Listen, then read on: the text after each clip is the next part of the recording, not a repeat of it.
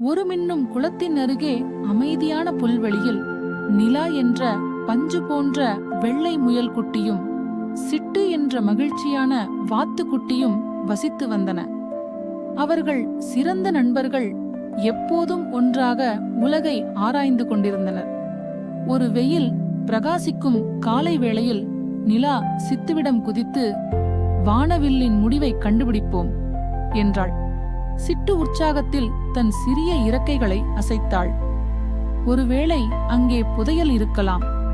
எனவே சிறகுகளை விரித்து அவர்கள் புறப்பட்டனர்.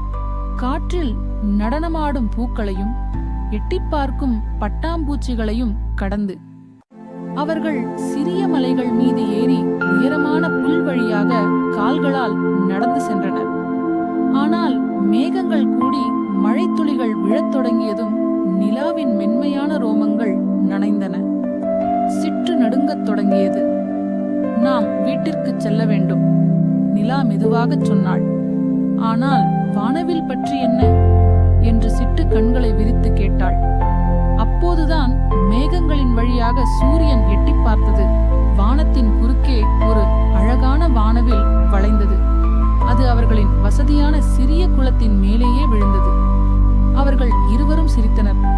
புதையல் இங்கேயே இருந்தது என்றாள் சிட்டு. எங்கள் வீடு. அன்றிலிருந்து ஒவ்வொரு முறை மழை பெய்யும் போதும் அவர்கள் வானவில்லை